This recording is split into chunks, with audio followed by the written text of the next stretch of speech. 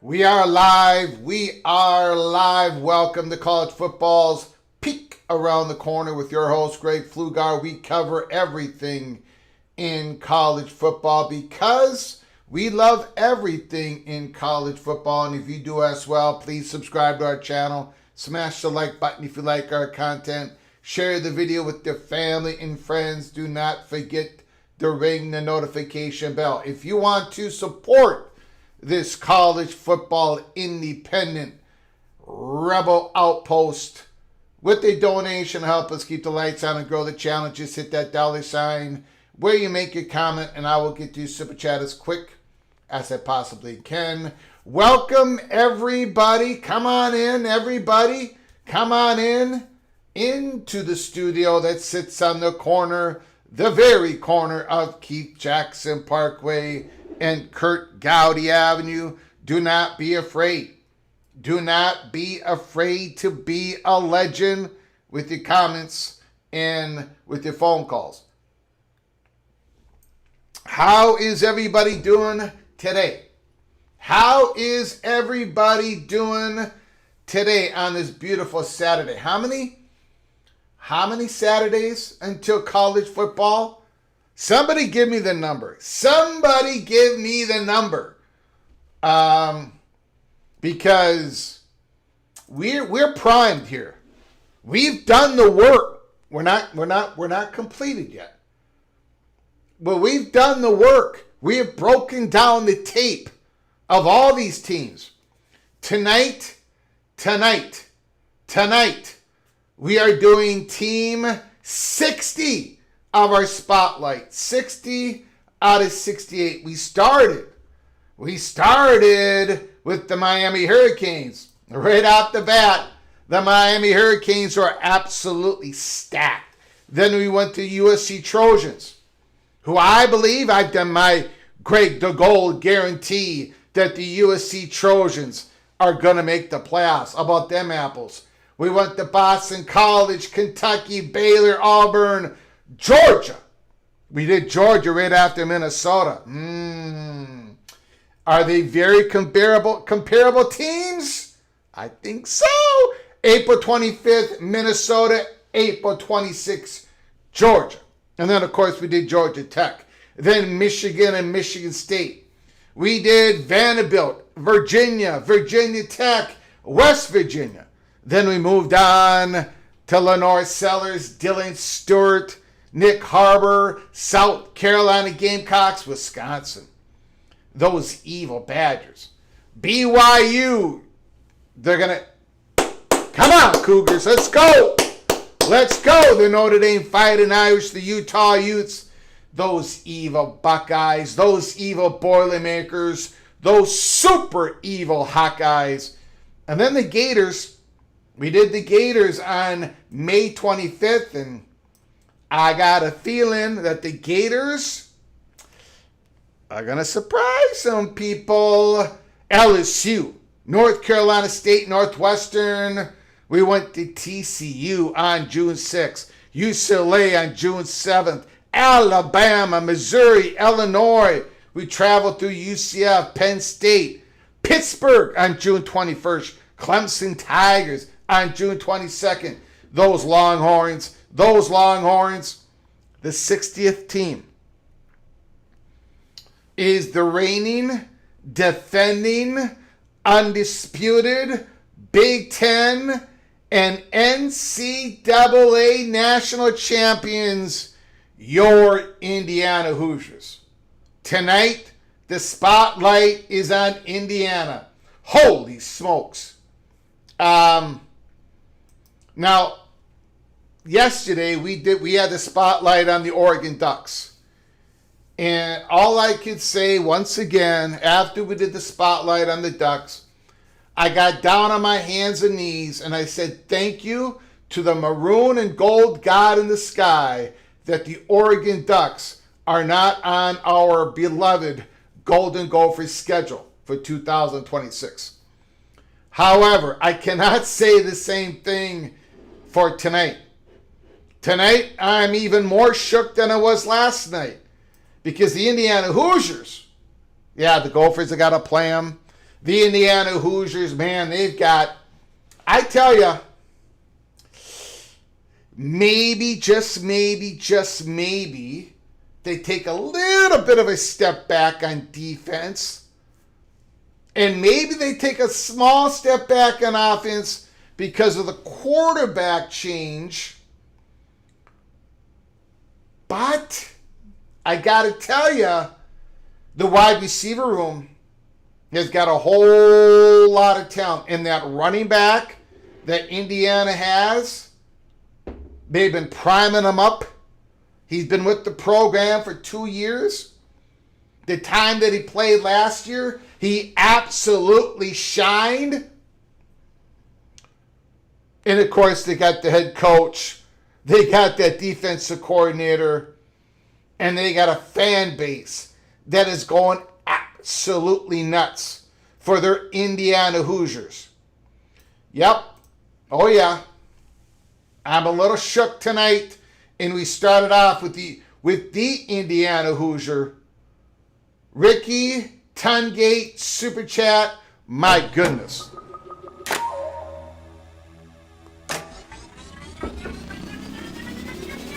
Hoosier Dave did not like that I said step back.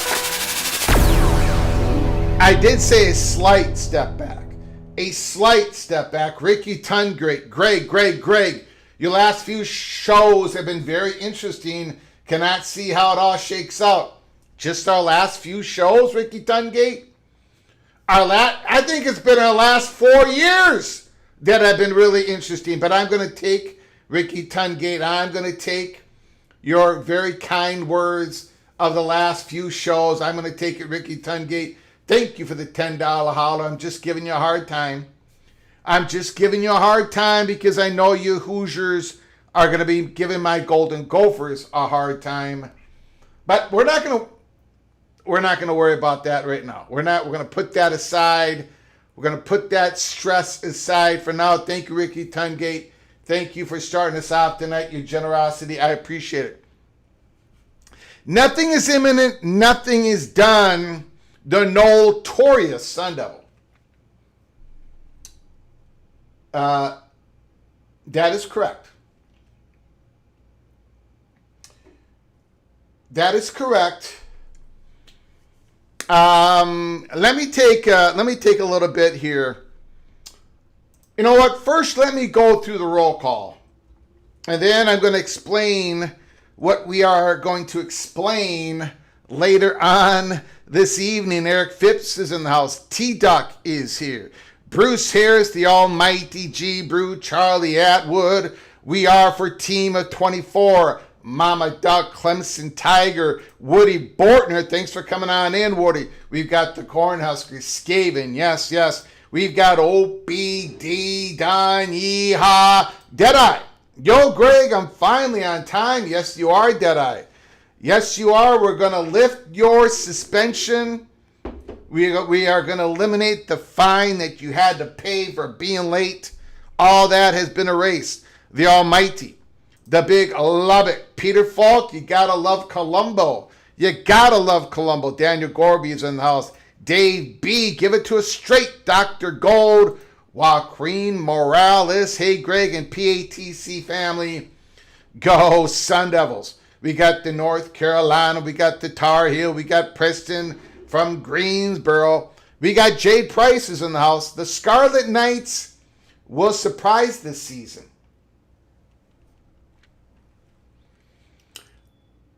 Surprise which way? Surprise which way? Surprise in that the head coach, Shiano, is going to be on the hot seat? Or surprise that Rutgers is going to make a really good bowl game this year? Let me know, Jay Price. Let me know. We got Bob Swanger is in the house. We got the Buckeye, Caleb Ramirez is in the house. The architect, Donald Duck. We did the Oregon Duck spotlight yesterday. And I got a feeling that the Oregon Ducks are going to embarrass me again this year. Because I do not have them in the championship game. I do not have them in the national championship game. And I'm wondering if I have screwed up once again. I'm wondering if I'm falling for the same traps that have made me Greg the Cooler. I'm trying to break out of that. I'm trying to break out of my bad habits. I'm more mature. I'm more focused. I should not be falling for the same traps. I gotta believe. I don't believe. D5 Terps is in the house. D5 Terps is here. David Kreitzer is here. Doc Boots is in the house. Hoosier Dave live from Minnesota. Saturday night is all right for PATC. Marcus Williams. Marcus Williams is in the house. Go Black 45. Cranky Tiger is here. Donnie McNerney is here. Stephen Vitt, the Ohio Bobcat, is in the house. Tumasta. No comment on that. Holy smokes. Sam is in the house. John Hatfield is here. Christopher Hooter. Mick Stevens. Rodney Richboard. Who else? Deep Water. Thanks for coming on in, Deep Water. I appreciate it. We've got the Tough Tony is in the house. Gopher Tony is in the house. MBM, the Oklahoma State Cowboy, has arrived. The party can start. MBM is here. Leslie Hill, thanks for coming on in. I appreciate it. Leslie Hill, Frank Potter. Frank Potter.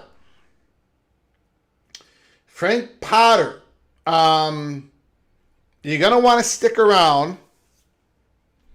You're going to want to stick around because your school was mentioned in an email that we're going to talk about here in a little bit. So Frank Potter, you're going to want to stick around just for a little bit at least. I hope you stick around for the whole show. But anyways, we'll get to it. Mohr Simmons is in the house. Appreciate you coming on in. Jay Chapman is here. MBM $2 holler. Hit the like button, people. Thank you, MBM.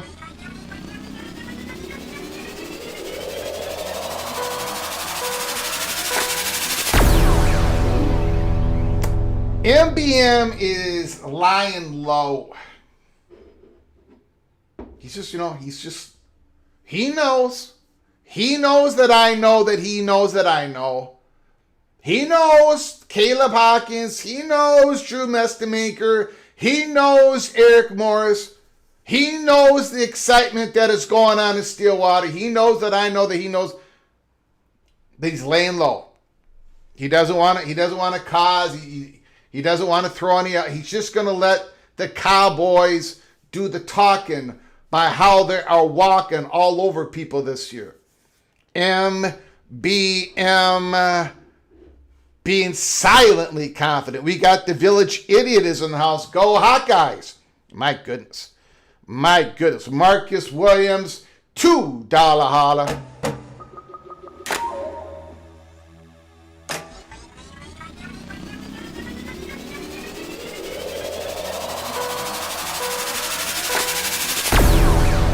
If Florida State and Miami split Big Ten SEC, does the rivalry go on?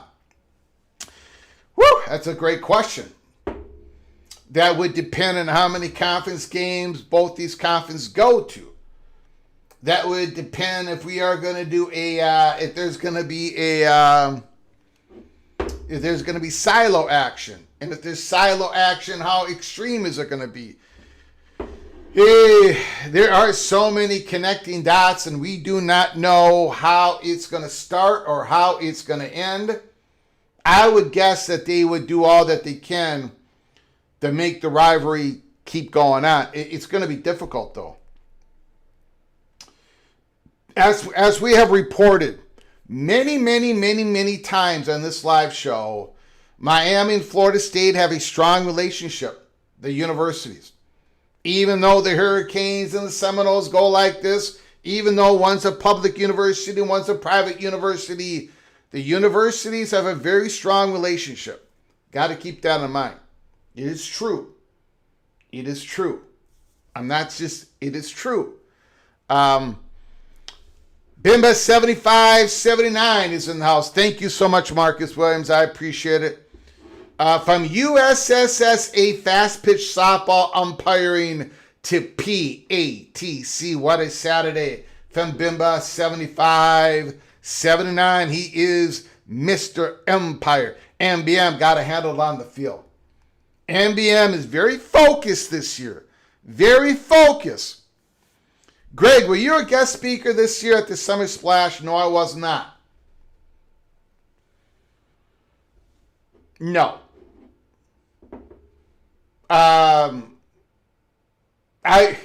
The only thing that I've ever been invited to by the Minnesota Golden Gophers, and this is not going to surprise any of you, but I was invited by the I don't think I will give out the name. I was invited to go with the media to try out the stadium's new food that they were having. The fat guy from Minnesota was invited to try out their new food. This was not last year, but the year before. And they gave me the invite, and I accepted as part of media.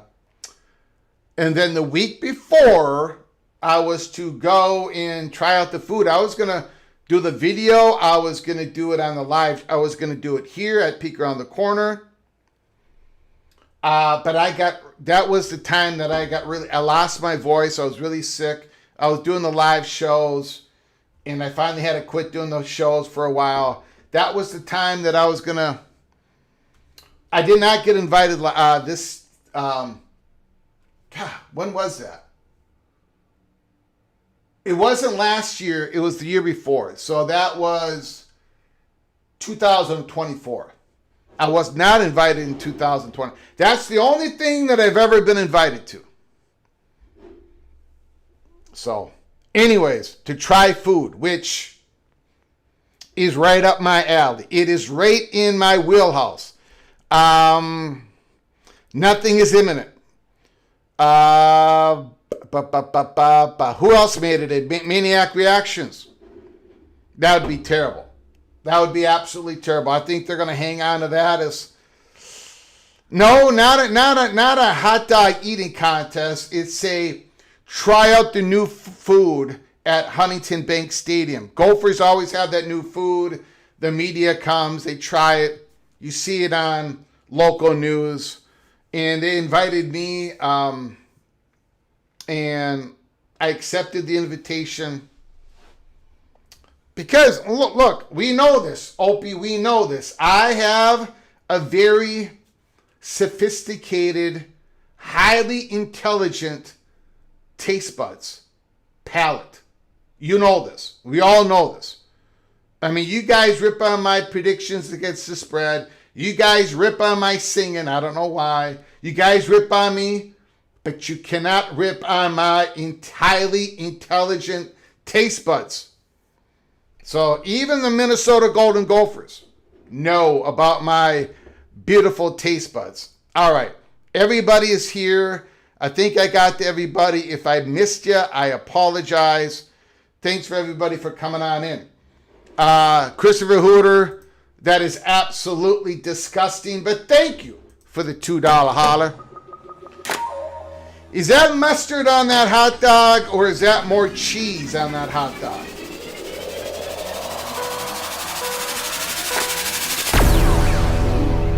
That is an abomination, Mr. Hooter, especially from a man from Louisiana. An abomination. Thank you for your support. I appreciate it, Mr. Hooter. I appreciate it. Okay. I just want to make one comment on this. Rock and Rant, toughest internet, hides behind pictures of other people on the social media. And Rock and Rant knows this. There's a lot of things that go along with hosting a college football YouTube channel.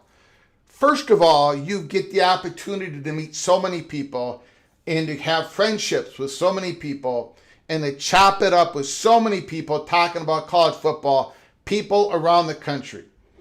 It's a fantastic gig, I tell you. It's a lot of work. But it scratches my creative side that needs to be scratched. And I'm very fulfilled, and I appreciate all of you guys' help for growing the channel, making it so healthy. I very much appreciate it. What the other part that comes with doing this is every college football YouTube content creator. We all have, eventually we get people who become obsessed with the show in a negative fashion. And I've said this 1,000 times. This show is not for everybody. It really isn't. That is my loss. That is not your loss. There's so many good college football YouTube channels out there. There are so many, and I'm gonna get back to that in a second. Who would want to listen to me talk? Who would want to listen to me sing? Because that's not going to stop. Who actually wants to listen to me make predictions against the spread? Nobody. But again, I'm here to entertain, and I'm here, very unique college football channel in which I'm able to dispense some information to you all, a peek around the corner, And I have been doing this for over a decade. Not this YouTube channel, but other outlets. And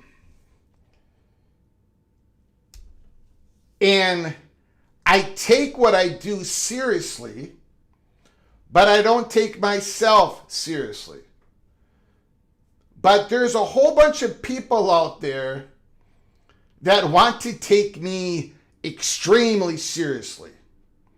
Like if I even speculate on something, they just go crazy. If I say something, if I report something, and most of the time, our track record, if I report something, it usually happens. It does. We do very little reporting on this channel. Most of it is we're chopping it up, we're speculating, we're having fun. But I work towards the reporting part of it. And our track record, I'll leave it up to you guys to decide on that. I just think in the last 10 days, look, we've got more information tonight. I'm gonna deliver it to you from a guy from a Florida State money perch. I mean, I don't know what to say. If you don't think this guy, there's been 4 examples of where he said something. Okay, but again, I'm not forcing anybody to watch this program. I'm not forcing anybody to agree with me on anything. People call in, they disagree, I let them talk, that's great. Super chats, I read them all. I purposely look at the comments that disagree with me and I put them up on the board. I leave them on the board. I got no problem with disagreements. But there has been a certain psychological break I have noticed. Certain people on the internet, certain people, and it has been a trend. Certain people who called this program, who used to call this program, and I was happy for them to give them the opportunity to talk on this program. A couple of them in particular, I gave them hours. They had long talks on this program. I had no problem with it. Sometimes we agreed, sometimes we disagreed. Who cares? That's what we do. But then eventually they get a little bit obsessed about the content that we cover. I cannot cover everything. I can't. I'm doing this every single day, but I still can't cover everything. So there's a particular kind of person out there that gets obsessed about the content. And if there's a disagreement, they have a lot of problem with it. And then eventually I get all these DMs, wall-to-wall comments, and they go after me personally. And it's been a trend. Yesterday, we had a gentleman in the chat room who asked questions. I answered. I answered this guy's questions. Penn State nitwit. He used to call this program. I have no problem with this guy. None whatsoever. We've never had a crossword. We might have agreed, we might have disagreed, just like everybody else. And then suddenly somebody sends me a pic, and again, I ignore all the pics that are sent to me by, people send me stuff, these guys on the internet. I just completely ignore it, right? And I'm sitting there, and I got a picture of Penn State nitwit saying that something to the effect of, Quick Strike, YouTube channel declares that Duke is the #1 target of the Quick Strike. And of course, we are the ones that coined the phrase quick strike, right? Because of the Florida State money perch, which we're going to talk about tonight. When did I ever say that Duke was the number one target of anything? That has never come out of my mouth. Ever. No one could hear what I said and put that up there on their Twitter account. Unless you're a guy that's so completely obsessed with me. Let me cue you in on something. I'm a nobody. The title of the Los Angeles Times article was I'm a nobody. That came from me. I'm a nobody. So why are you so obsessed with me? Why do you have to completely lie about what I said? You were in the chat room. And then when I go to his Twitter account, because I was going to say something to him, he has me blocked. And then I go on his timeline, and this is not the first time he's put out stuff that I never said. What is wrong with these dudes? You know what? I am so busy with my life. I do what I enjoy. When I watch college football YouTube channels, I watch the ones that I like. And there's a whole bunch of college football YouTube channels that I don't even have time to watch, and I wish I did. Once in a while, I check them out. And I know that's true for a lot of people. I mean, there's a lot of great content out there. There is a school-specific, conference-specific. These guys are so good at what they do, so good at what they do. I've got no time to listen to you college football YouTube channels that I don't like. Why would you do? I get it. There's hate watchers. But think about this. You've got people watching college football YouTube channels that they don't like, and they watch it almost all the time, and then they go on their X account and they lie about what they've heard. Like really simple, like outrageous lies. Not even close to what I said. So, speaking of the guy that Rock and Rant just talked about, I have not paid attention to this guy in months. Why would I, right? Why would I? Today, when that PCU nitwit guy out of nowhere just dreamed of something that I never said.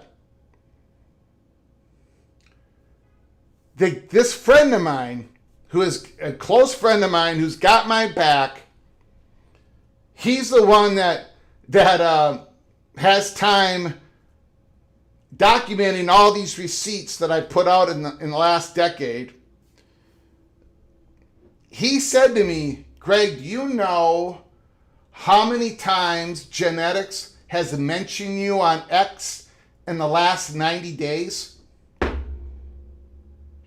Directly and indirectly, and it's obvious. Do you know how many times? And I said, don't even tell me. He said over 60 times.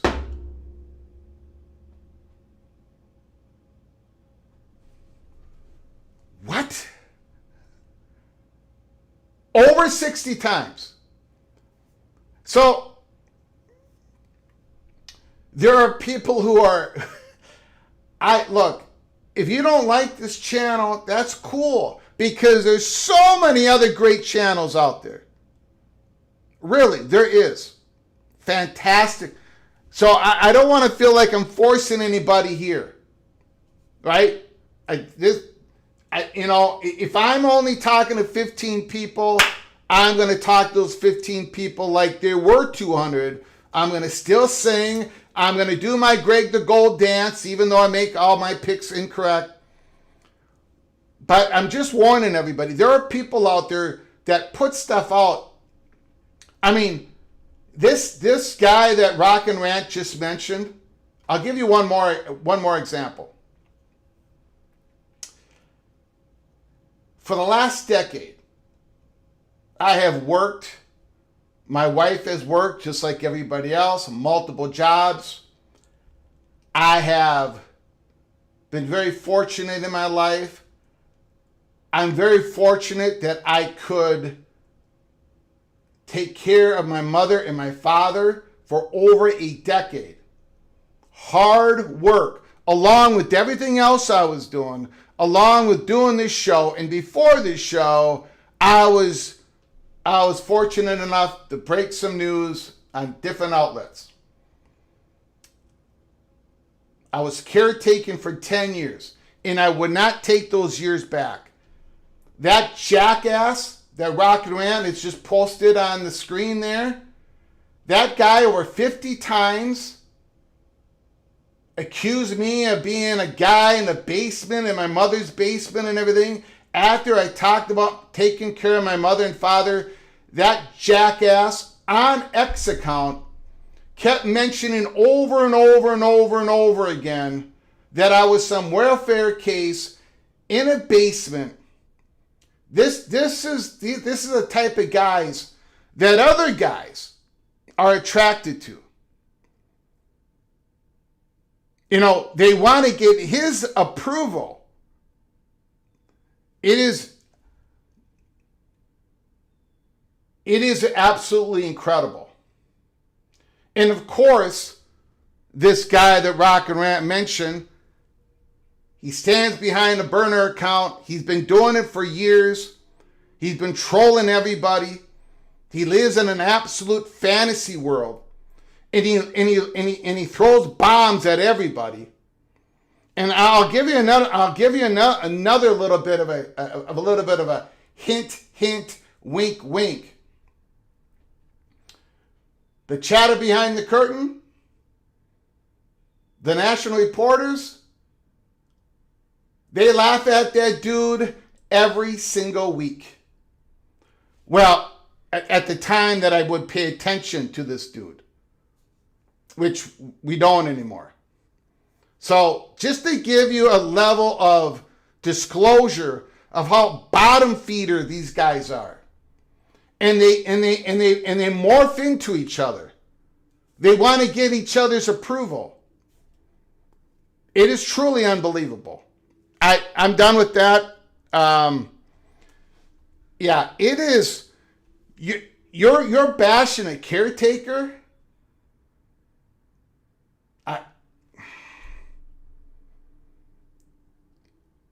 It is 60 times in 90 days. Over 6. I don't even talk about the Gophers 60 times in 90 days. It is, woo! It is crazy. It is crazy out there, ladies and gentlemen. But it's going to get crazy in here because we got a show to do. We've got a show to do tonight. And we got the Florida State Money Perch. And I hope, Ricky Tungate doesn't have any sound. I hope everybody has sound right now. Ricky Tungate, go in and go back out. Hopefully you can hear me.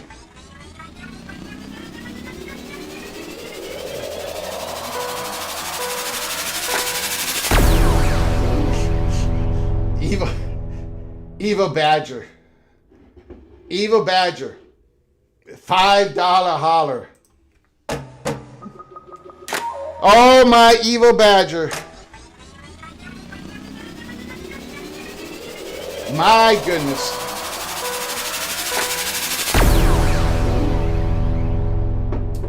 I do declare that PJ Fleck will be fired after losing,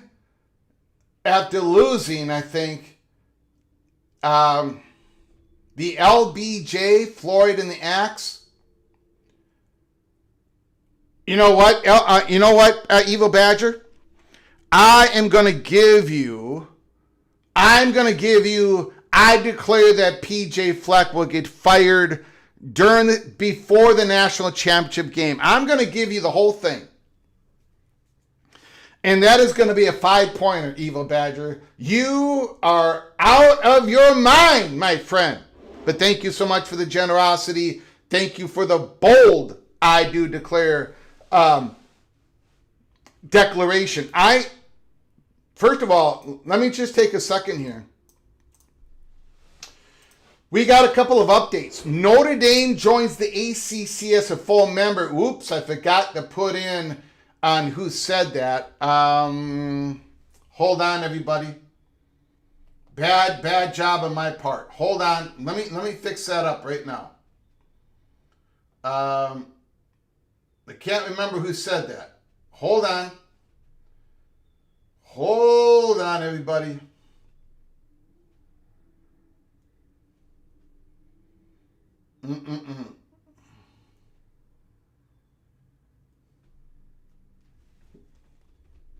Oh, Frank Potter. Frank Potter. Let me put that in.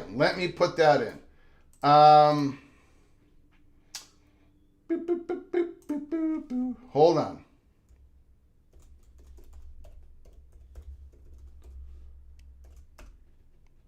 Okay. Frank Potter. Sorry about that, Frank. Still not, it did not go in there. Oh, jeez, I added it to the wrong line. Okay, everybody, hold on. The Minnesota moron is in full. Okay, here we go. Okay, I apologize. Everybody. 96. I do declare number 96. Notre Dame joins the ACC as a full member. Frank Potter, valuation of 5 points. Gophers empty trophy case. 0-4. Jonathan Weaver, 4 points. And now an I do declare from the one and only, the legend, Ryan Willie, the Evil Badger. I do declare PJ Fleck will be fired. That's going to be a 5-pointer. Thank you so much, Evil Badger. We've got Amazing Blue. Super chat. Amazing Blue.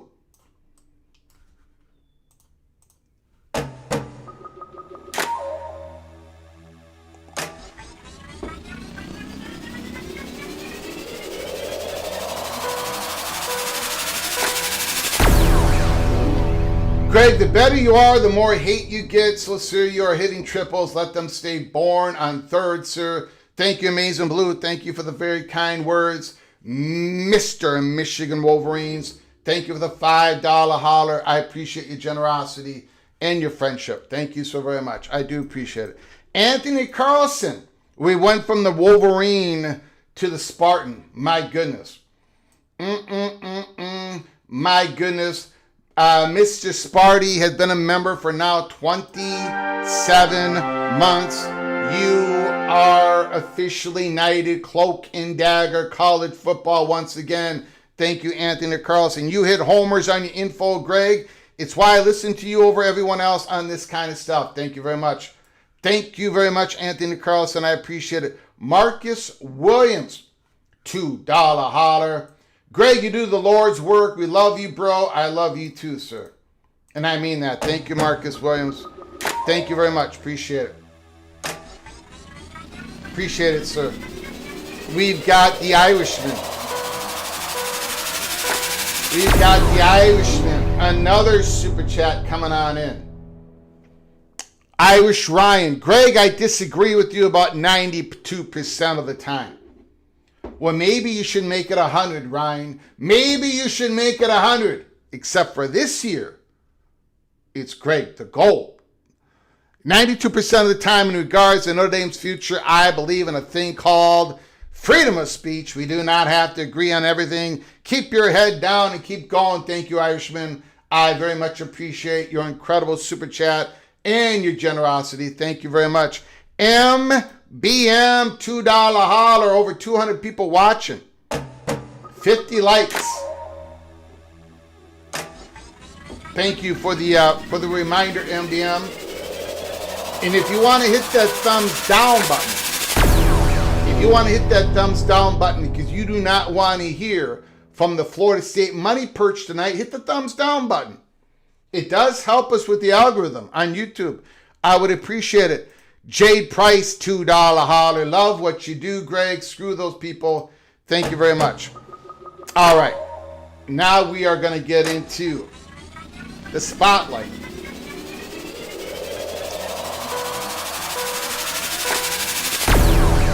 We are going to go into the Indiana Hoosiers spotlight, and then I am going to read you all.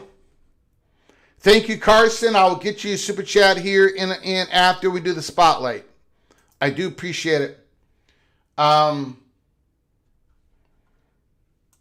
We will. We're going to do the spotlight of the Indiana Hoosiers, our 60th spotlight during the off season. We've got 8 more Power 4 programs to do, and then we're going to put the spotlight on a handful of G6 teams that we believe have an outside shot at being a playoff team, right, to represent the G6. So we're going to do a handful of G6 teams. We are right on schedule. It is June 27th.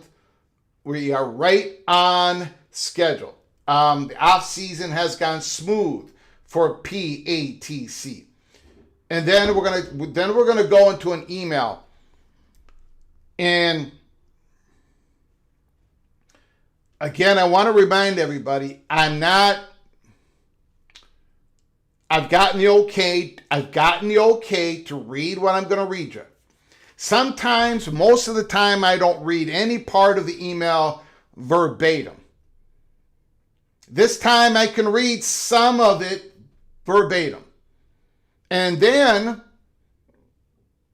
this was the original email, and then there were questions back and forth, and then I'm going to be able to talk about some parts more than the original email told us. But basically, there's one bit of information in here. Well, there's two. One having to do with Frank Potter's team. There's another part in here that basically, and I love that we have it, because basically it is telling us what is going to happen next. That's what I like about this email. A lot of it is just your general blah, blah, blah, and I'm thankful for everything. This guy, you know his, come on, at least 4 different times he's told us something, and then, so, come on. Starting on December 7th, 2022. We finally put the information out on December 26th, 2022. After he told us on the 14th, after he told us on the 21st, after he told us on the 26th, we decided to do a live show. And then February 24th, and then December 19th of 2024, and then a couple of months ago, and then about 10 days ago, this guy has been unbelievable. So we're going to go through the email, parts of it, and what I like about it is he tells us what's going to happen. Like, when this happens, this is going to happen. Again, none of us truly know what's going to happen. This whole thing, how it's going to play out. But he's given us a piece of the process that he's been told. And he's told us. And this guy, I don't know how anybody could be as accurate as this person, as connected as this person. And we have been very fortunate to have a relationship with this dude all the way back to December 7th of 2022. So we got the information today. And just like last time, I wanted to see if I could get it out to you as quick as I can, because who knows what's going to be reported on a Monday and Tuesday and Wednesday. And I wanted to put that dot of information up there, just like what happened when the Florida State Money Perch talked about the quick strike, how these schools were alerted. And then the very next day, the very next morning, the University of Miami president said what he had to say on the Joe Rose Show. All right. I'm just explaining why we're doing the show tonight on this subject, on this email, because Most of the email doesn't provide us anything new. But there's a couple of spots in there that I think you're going to find really interesting. But first of all, we are going to do the Indiana Hoosiers, the defending, reigning Big 10, and national champions. Josh Hoover. The quarterback this year for Indiana, Kirk Cignetti, the transfer from TCU, very, very talented guy. I love watching him.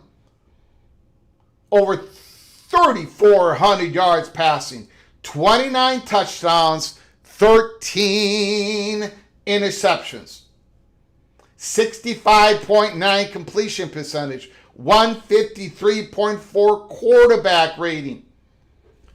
A great year, a great talent. Now again, he throws too many interceptions, right? He throws too many interceptions. Now, again, Kirk Cignetti, he's a big believer. He thinks they can numbskull news, Hoosier thieves. Indiana thinks they can, possibly cut down on those interceptions, running game. One of the things that Josh Hoover is going to have that Fernando Mendoza had at Indiana. Remember, Fernando Mendoza 2 years ago at California, he was spectacular. He was also one of the top 3 quarterbacks in the nation at California that got hit on a certain percentage of plays. Mendoza got crushed at California. When he went to Indiana, they were able to give him some time, right? And you saw the brilliance of Mendoza. Josh Hoover has left tackle Carter Smith, right? Left tackle Carter Smith. Center Drew Evans. They've got their starting returner guard. The left tackle Carter Smith is regarded as possibly the best left tackle in college football. That is going to help Josh Hoover, right? Now, here is the dude. Hold on a second here. MBM, thank you for your massive, massive generosity. Unbelievable. I will get to that as well after our spotlight. Thank you, MBM. Incredible, incredible kindness. Thank you, sir. I appreciate it. I'm very humbled, MBM. Thank you. I'll get to that here in a little bit. I appreciate it. Massive, massive generosity. Okay. Now, so here's the thing about Indiana.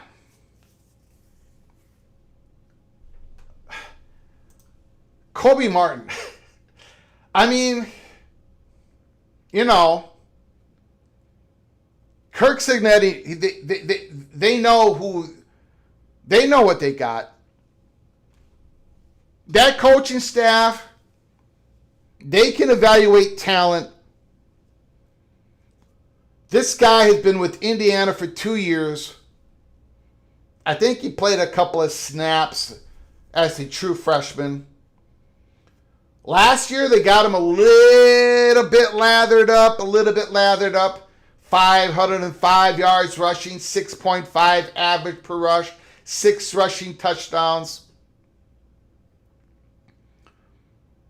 You know what's going to happen with that offensive line, Josh Hoover, and the talent at receiver, which I'm going to show you here in a moment.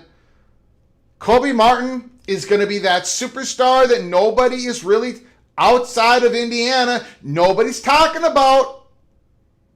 But Indiana knows what they have. It's scary, man. It is absolutely scary.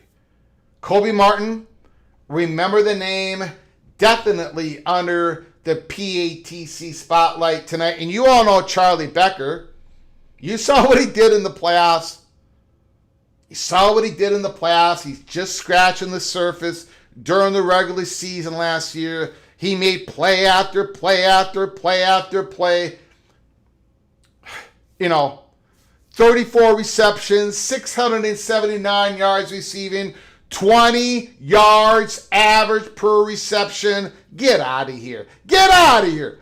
How the Gophers going to cover Charlie Becker and stop Kobe Martin? Not to mention Nick Marsh, the transfer from Michigan State, 59 receptions, 662 yards receiving, 11.2 average, 6 receiving touchdowns. Oh, man. I don't know. It's scary. It is scary how this team... And by the way, I forgot, and shame on me. Shame on me. Do you know who RB2 is for the Indiana Hoosiers? Do you know who RB2 is? The guy that I praised a couple of years ago, watching him, Turbo Richard. Turbo Richard. Remember the name Turbo Richard. What a pickup. What a pickup by Kirk Cinetti. Okay. On the defense, now, I don't know. Tyreek Tucker and Mario Landino, very good defensive tackles, very good everything. Maybe they lose a little bit in the secondary. D'Angelo Pons ain't going to be there anymore. But this guy, Isaiah Jones, look at the season he had last year. 38 solo tackles, 78 combo, 15 and a half tackle for losses, for God's sakes. 7 sacks, 1 interception. And they've got they got another dude at linebacker who started all those 15 games. Indiana is absolutely stacked. This is their regular season. They begin Big Ten play at home against Northwestern, on the road at Rutgers, on the road at Nebraska. Now, no disrespect to Northwestern, Rutgers, and Nebraska. And, of course, that non-conference schedule pretty easy for Indiana. They're going to be 6 more. It's a high probability that the Hoosiers are going to be 6-0 at home. The rematch, the Big Ten championship game rematch against the Ohio State Buckeyes at home October 17th. Then they go on the road against Michigan. So they play the Buckeyes, they play the Wolverines, back-to-back week, and then the following week, it's a letdown week. It's a beautifully set up letdown week. Yes, they play the Minnesota Golden Gophers at home after playing the Buckeyes in Michigan. Then they get a week off, and they're going to be looking at that week off when they're playing the Gophers. They play USC, Washington, Purdue. This is a challenging schedule. Washington, USC, Michigan, Buckeyes. It's a challenging schedule. But I got the Hoosiers. I've got the Indiana Hoosiers finishing 3rd in the Big Ten. I've got Oregon number 2. I've got the Buckeyes number 1. And in the college football playoffs, I've got the Indiana Hoosiers, the 9th seed. But I do have them beating Georgia, the 8th seed in the first round. And then they go up against the Texas Longhorns. And the Longhorns will defeat the Indiana Hoosiers. So for now, at Peek Around the Corner, we do not have Indiana, going back-to-back in the Big Ten or back-to-back in the national championship game to be the national champions. But, of course, Indiana Hoosiers, they are stacked. Great coaching staff. Of course, of course the fan base is going to believe. Look what they've done the last 2 years. Look what they did last year. And they're incredibly talented once again. Haynes, the great defensive coordinator. This team, the talent evaluation, they're going to be a problem for everybody in 2026. That has been our spotlight on the Indiana Hoosiers. Let me know how wrong I got it once again. Nebraska will upset them. Wow. Cignetti's skull is preheating to be ready for game one. I believe that.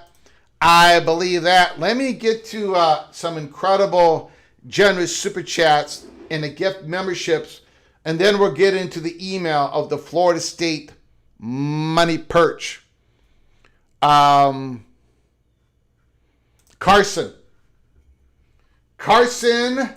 $5 holla.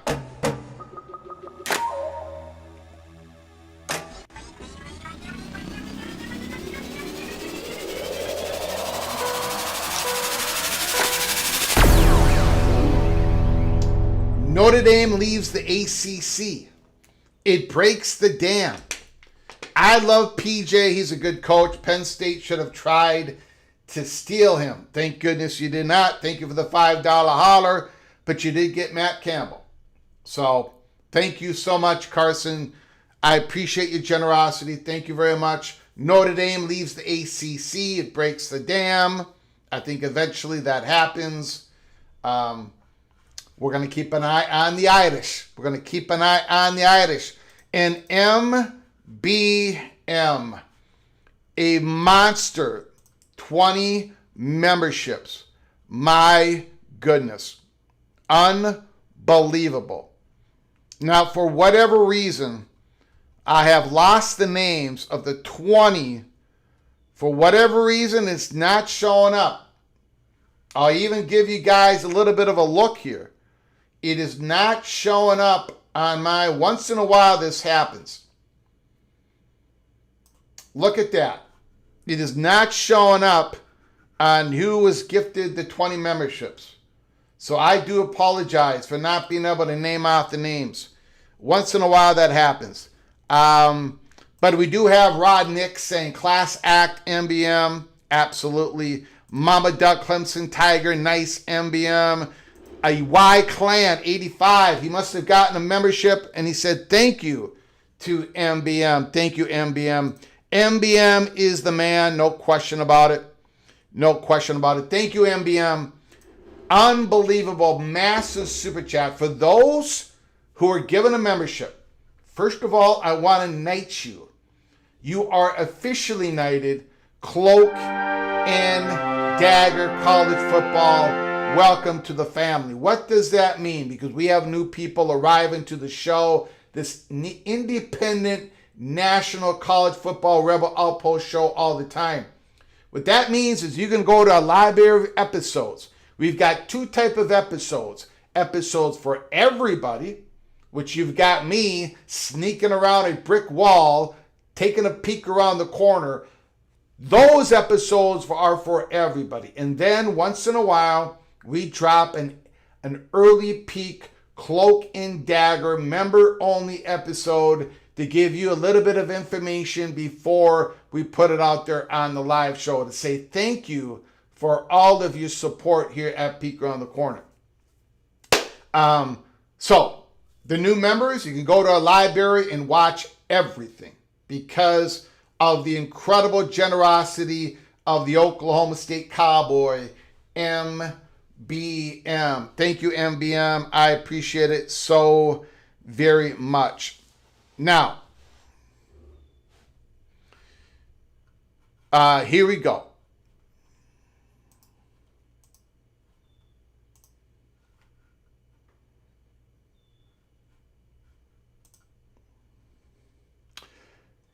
So I'm going to read you the original email. Most of it, but not all of it, because there's some stuff in there that I can't possibly say. Again, as you know, we do not break the trust of anybody who talks to us. The parts that we are reading, we've gotten the okay. I'm not burning, we're not burning any bridges. We're not doing anything wrong here.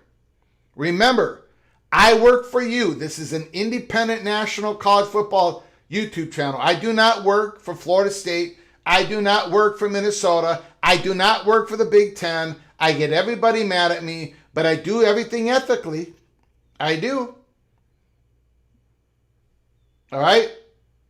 In my ethics, I'm doing things, maybe not your ethics. So, but anyways. This is what the Florida State Money Perch sent to us sometime today. Florida State is gearing up for last phase negotiations with SEC. Mostly it's been between intermediaries. And by the way, I have a hard time saying the word intermediaries. So please, if you send me an email, if you send any information to me and you want me to read it out loud, don't use that word intermediaries. Anyways, mostly it's been between intermediaries. Next phase goes beyond sharing info. Last phase may not happen because SEC may choose not to ramp up their expansion. Everyone now seems aligned, from governor to president to chairman to boosters and important alumni. Cold War with ESPN is not over, but it's not part of any decision being made from any parties. Okay, we got a lot more to get through. But I want to just tackle that first paragraph. Florida State is gearing up for last phase of negotiations with SEC. I was not expecting that to be said on a June 27th. Mostly it's been between intermediaries. Next phase goes beyond sharing of info. So according to what he's been told and what he's telling us, a lot of documents, a lot of info being, everyone's got what they need. The next phase goes beyond that. The last phase may not happen because SEC may choose not to ramp up their expansion. Okay, I think everyone knows that.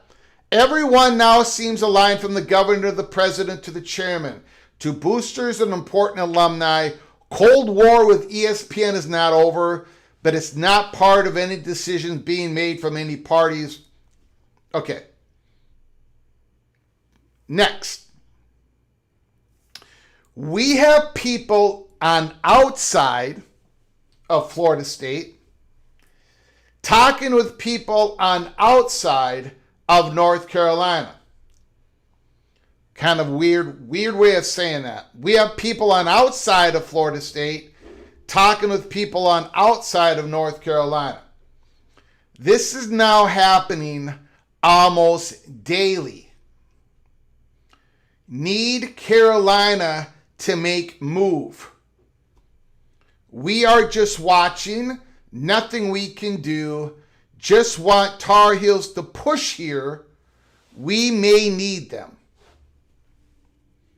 So the only question I have is when he says we have people on outside of Florida State talking to people on outside of North Carolina. Maybe they're talking about intermediaries. We did not ask questions about what exactly he meant by that. We asked questions on other things, which we'll get to. But that part we didn't. So, but that's how he worded it. whoever these people are representing Florida State and North Carolina, they're talking almost daily. Did not expect to read that on a June 27th email from the Florida State Money Perch. So, take that however you want it. Now, this is one of the two PATC money shots of this email.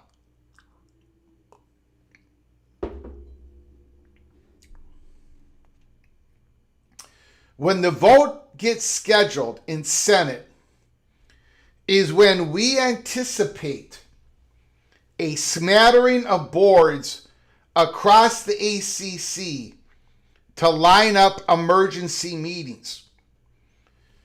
And then he says there's always more work to do. Florida State is prepared, but there is always more to do. So, when the vote gets scheduled in the Senate, now we ask questions on this. This is the part that we focused on when this email was sent from a guy whose track record is impeccable. We said, are you sure that you did not mean that Florida State anticipates emergency meetings to be done across some ACC schools after the vote in the Senate? Because in the email you said when the vote gets scheduled. And he came back to us, and I'm not going to read any of the questions and answers verbatim to you. I'm just going to paraphrase what he said. He said no.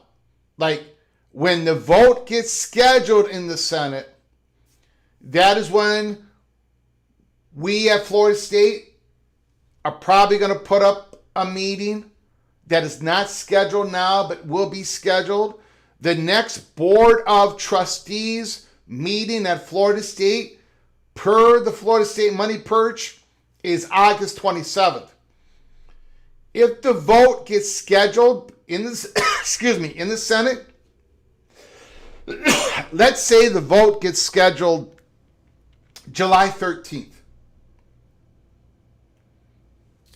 Then soon after July 13th, I'm just throwing that date out there. I have no idea when Senator Thune is going to schedule the vote. But whenever it is scheduled, we should all at Peek Around the Corner anticipate, and he calls it a smattering of boards across the ACC to line up emergency meetings. Now, of course, then we push the question of, well, just because a vote gets scheduled doesn't mean it's going to pass. And if it passes the Senate, we went through the whole, this thing might not happen. And what Florida State, what he has been told, and what they believe all the other potential candidates are going to be talking about is, if the vote is scheduled, they anticipate that the Senate knows the vote is going to pass. So they're not going to wait for the vote to pass. The scheduling of the vote, according to Florida State Money Perch, and what he has been told, is that is anticipation that the vote is going to pass. So nobody is going to wait for that vote to schedule another meeting in public. Not in public, but in private. But it's going to, now, there's been a lot of positioning, a lot of talking. But when it rises to a certain point where you got to have the legal people there and the board present and who's representing faculty and all that stuff, when the talks get to a certain point, you need to schedule it as a public university in most places. You need to put it out on their calendar. And then, of course, those discussions are most likely, at Florida State instance, is going to be done behind closed doors. So anticipate this when they schedule the vote. We're going to see meetings being popped up.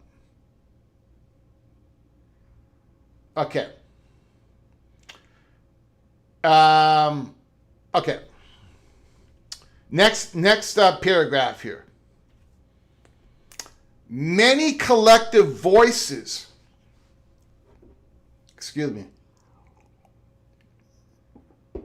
Many collective voices here speak of Clemson, and he's meaning Florida State people. Many collective voices here speak of Clemson, North Carolina, and Florida State as schools that were given a heads up to prepare, as I included in my last communication to you all. He was the guy that told us, and then the next day, everything's been popping since. We've also heard recently that Virginia Tech is another school who received same type of alert. Don't know if this hurts, helps, or has no effect on Florida State. So out of nowhere, unsolicited, he put in, we've also heard recently that Virginia Tech is another school who has received same type of alert. Extremely, extremely interesting.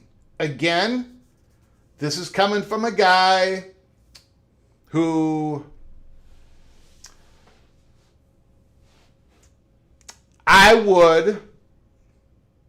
you can do whatever you want with this information, but I'm going to consider that as pretty important for Virginia Tech, because obviously the Florida State Money Perch doesn't have direct knowledge that happened, but Florida State perceives that has happened for whatever reason. They got that information. Then he says, next paragraph that I can read. This feels like spring of 2028. The talks happening now was expected early 28 or late 2027. There may not be anything to act on. SEC and the Big Ten may not do anything at this time. We just don't want those two conferences to sign new media deals without Florida State being included one way or another. We at Florida State are okay waiting another 18 months, but we can't afford to see new media deals made inside those two conferences or agreements and scheduling between those conferences and their media warlords without our inclusion. So, now I know a lot of Seminole fans and Hurricane fans and North Carolina, I know a lot of fans are not all that interested in waiting 18 more months or whatever. But the Florida State Money Perch is telling us what Florida State is believing at this point. And they are okay waiting another 18 months. But between now, and we've asked questions on this part, between now and then, they don't want to see they do not want to see the Southeastern Conference going into early media negotiations or the Big Ten extending their current media. They don't want to see any of that stuff until they've made their expansion decisions. They're okay waiting another 18 months. But they don't want to see any of the new media contracts without them included. Because if all that happens and they're not included, then again, it becomes harder. The conferences lose the leverage and the media companies gain the leverage. We talked about all that before. So that's coming from the Florida State Money Perch. Next paragraph that I can read. We still think we can be part of Big Ten plans. But Florida State leaders believe the SEC presidents can more clearly see and utilize our great value. We've also had more access, opportunities to build trust with leaders of the SEC versus limited opportunities with Big Ten leaders. That is coming from the Florida State Money Perch, Florida State's perspective. Scheduling of the vote. Now, he kind of goes back and talks about this again. But again, these are paragraphs that I can read to you. Scheduling of the vote in the Senate for the PCSA will set off meetings in private and public settings. Governor DeSantis has made it abundantly clear the State House wants University of Florida and Florida State to be even more connected academically and athletically going forward. So,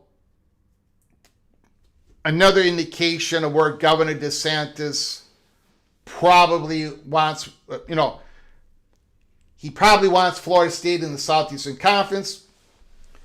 We asked, this is probably one of the top 3 most interesting parts of our communications with the Florida State Money Perch today.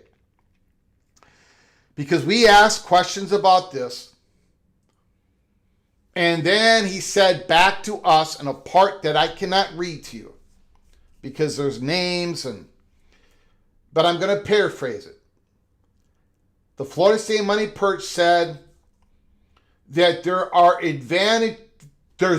there's advantages for the University of Florida Gainesville. There will be advantages made clear. They've already been made clear, according to him. There's incentives to include Florida State in the Southeastern Conference. The state of Florida will grease the skids for the University of Florida Gainesville to support Florida State's entry into the conference. Something that the Governor DeSantis would not be able to have that pull in Big Ten, of course.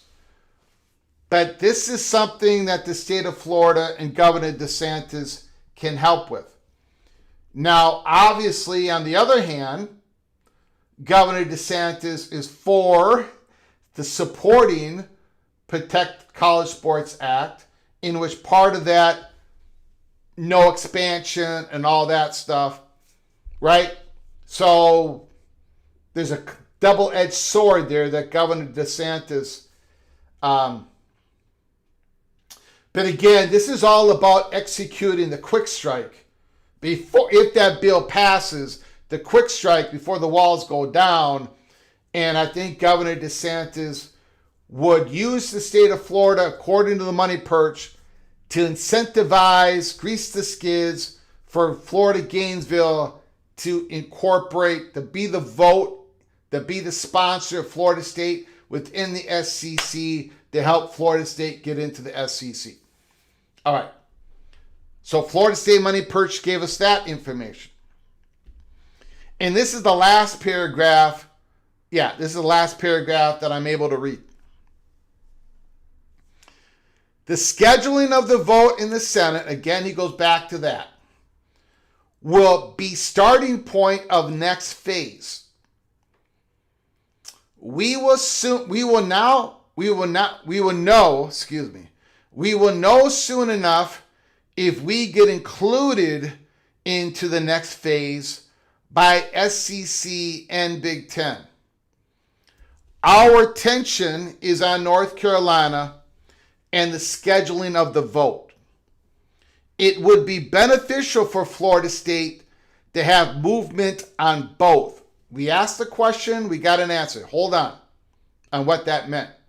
It would be beneficial for Florida State to have movement on both. We may need North Carolina, and we may need a quicker timetable set off by scheduled vote. So in other words, the Florida State Money Perch is communicating to us all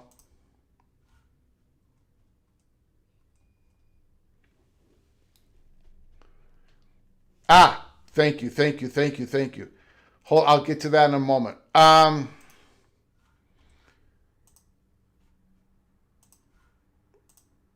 The Florida State Money Perch. So that last part, the Florida State Money Perch is saying we would like to have both. We're okay with waiting 18 months, but it would be beneficial for them to schedule that vote and to trigger the quick strike. In North Carolina, we want them to move. We want them to get going. We want for them to go through their crazy process that they have to go through in the North Carolina Board of Governors. So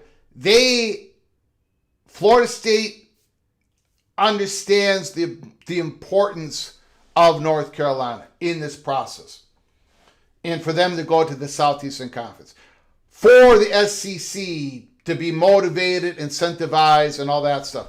All right. So the big bullet points here, in my opinion, is Florida State is gearing up for the last phase of negotiations with the SEC. The next phase goes beyond sharing info. And the scheduling of the vote in the Senate is going to be the start of the next phase. You're going to be seeing a smattering of emergency meetings across the ACC.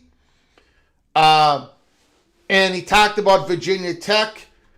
They believe that Virginia Tech also got an alert. One more item that he talked about in the give and take back and forth when we asked questions about the original email.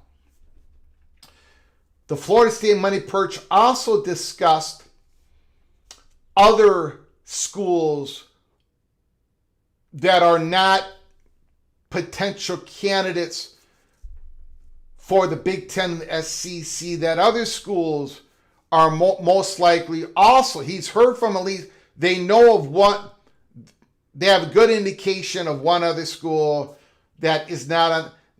They're going to be, this affects all the ACC schools, right? Even the ones not named Florida State, Clemson, North Carolina, Virginia Tech, Virginia, North Carolina State, Miami, Georgia Tech, Duke.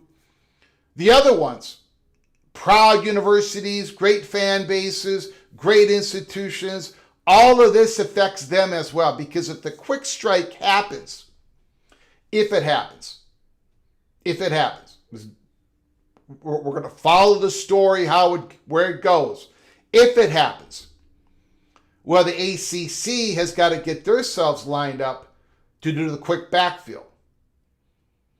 So, again, it's not when, according to the Money Perch at Florida State, it is not when the vote happens that the next phase starts.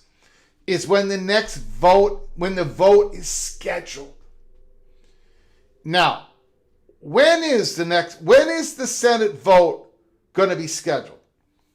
I don't know. Does somebody have a clue? Because the Senate schedule, They're on recess. They take a break. They take a pause. They come back after the 4th of July. Is it July 13th? Is that the first day that Senator Thune can schedule a vote? Can he do it this Monday before everybody goes off to do whatever? I don't know. That part I do not have. Let me know what you think here. All right. Hold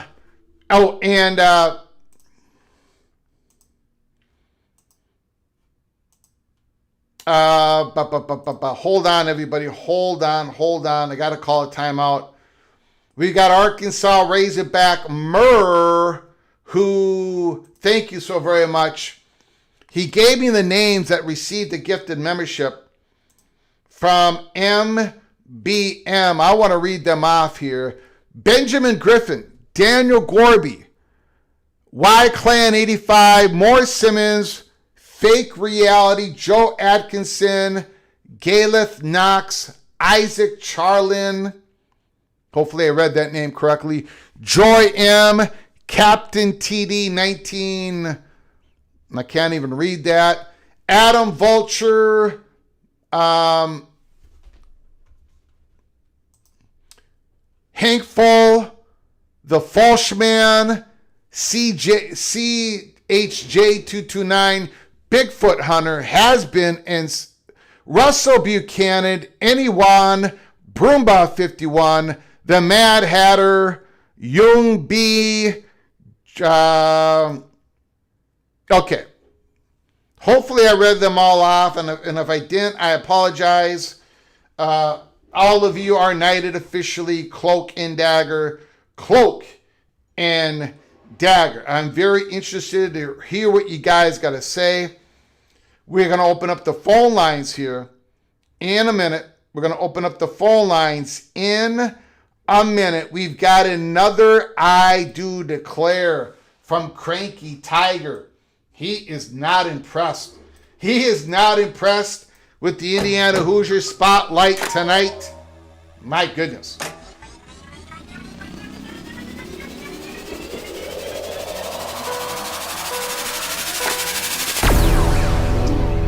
I do declare that Indiana will not make the CFP. Wow. That's going to be a valuation of 3 or 4 points on that.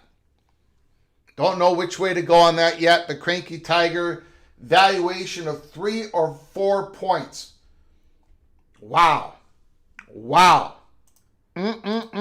I don't know about that, Cranky Tiger. I do not know about that at all. I think they're going to. I think they're going to make it. Let me, I am way behind. I apologize, everybody. Badger-born mouth fan. Wisconsin will beat 3 of these 4. Penn State, Iowa, USC, and Minnesota. Thank you for the $5 holler. I appreciate it, Badger-born mouth fan. Thank you very much. 3 of those 4. I don't know. You Badgers are quite optimistic this year, aren't you? Huh? My goodness. A lot of optimism coming out of Madison. We've got Christopher Hooter. We've got a $2 holler. Florida State to the SEC. He's explicitly saying it. Done. He's not saying it's done. He didn't say it's done. Christopher Hooter. No, he didn't quite go there. Christopher Hooter, $2 holler. UNC coming to SEC. There you go. None of this meant it's done. None of it said it was done. We are not reporting that. We're just giving you the information from the Florida State Money Perch. He did not quite go there. He gave us a little bit of a roadmap, though. One that, to me, was a little surprising, to be honest. That things are going to get set off on the schedule of the vote in the Senate, not the vote itself. Holy smokes. Daniel Gorby, Seminole $5 holler.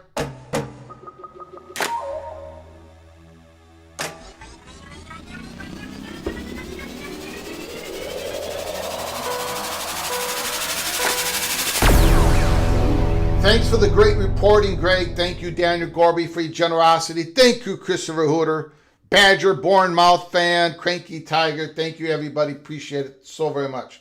Thank you, Mr. Gorby. I appreciate those kind words. We got to get to your phone calls. I've been babbling on for a long time. 763-260-1333, 763-260-1333. Give us a call if you want. Or if you don't want to, that's fine with me. I will go through some of these comments. Again, a super chat. We'll talk about anything in the super chat. Your other comments I will pick and choose depending on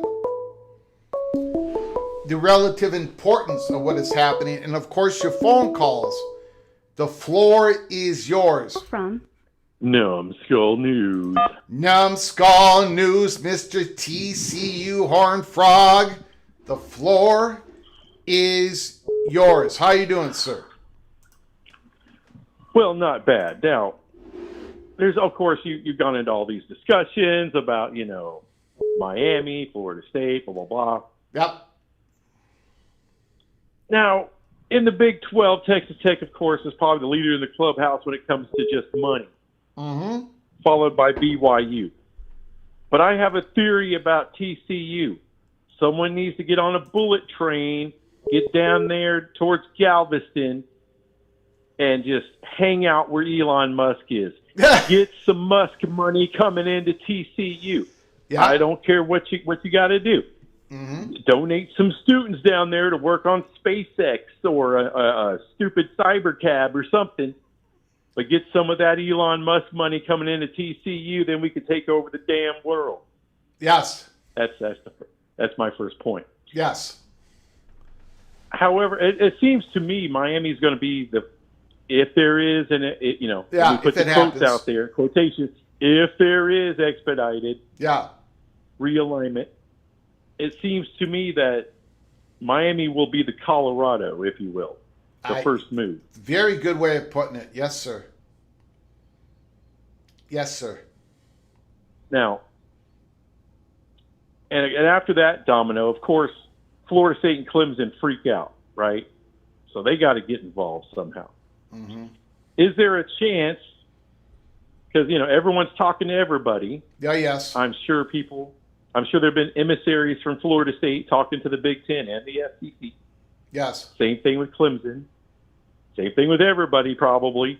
I'm sure James Madison's been talking to him. But is it a possibility, and it's the way it looks to me, that the Big Ten really want to jump on, if there is going to be realignment quickly because of politics, seems to me the Big Ten will jump first. I don't know, it just seems like there's more of a need there. Maybe they have more of a game plan with private equity, with their media partners, trying to bring on Amazon, all of that they're really want to jump out there. If there's, just in case, they don't want any politics getting in the way of how they're going to build their business for the future. Yeah. Yes, except that the Southeastern Conference probably has the same perception as you have, which means, that maybe we got to jump off first because we know that the Big Ten may jump off first. You know what I'm saying? It's and the Southeastern Conference has a lot of advantages over the Big Ten, because most of the targets, if they had their choosing, they would pick the Southeastern Conference. And they got ESP, they have the Southeastern Conference has certain advantages in this. Plus the pro rata and everything. But yeah, I get what you're saying. I think both conferences have a certain, they've war gamed it out. They both believe at the core that if they expand their conferences, if they do it right, and with the international mark, they're going to go international and all that, that they're not going to dilute the value of their current institutions if they do this correctly. We'll see if that's true or not. They may screw it all up, but and I got to tell you, the TCU, TCU has talked with the Big Ten. They just have. So it's not like the Big 12 schools are not talking to the Big Ten and SEC. Of course they are. Absolutely. 100%. Yeah, I think they got about as good a chance as BYU does of getting into the Big Ten, to be honest. And not, like I love TCU, but they're more the little train that could, They offer a great market and all that. Not really the academic profile, not really the viewership profile. They have the academic profile. They don't have the research profile, but they definitely have the academic profile. Your TCU, as you know, they have a high, what do you call that? I'm so stupid. I don't even know what it's called. A high, it takes a lot to get to TCU, Numbskull News, right? TCU would never accept an application from myself. Never. They would rip it up and they'd throw it away immediately. TCU has that high student standards. Academically, they fit the profile. Well, I know if you got a good 40, 50 grand to spend a semester, you might qualify. Yeah. It's not cheap, is all I'm saying. Yeah. So that weeds out a lot of people, right? Yeah. That weeds out me and you, Greg. Well, my SAT score weeded out me, sir. So. Well, I got a GED, so I guess that's good enough. Yeah. But the way I look at Florida State, though, because I think Big Ten has a lot to offer. And I think that's kind of what, because we all know what the SEC has, geography, not, huge cross-country trips and all that kind of thing. So I know that SEC has that to offer. Great matchups, a lot of exposure, more so than they have in the ACC. They're familiar with ESPN. But there's something to be said to having multiple TV partners, a future streaming partner. It just seems to me that the Big Ten have more of a vision for the future than the SEC does. And that may be something that tickles Florida State's fancy. And I don't know if they have any hard feelings about ESPN being undefeated and a Power 4 champ being left out of a CFP. Maybe. If you listen to Seminole fans, they'll say absolutely.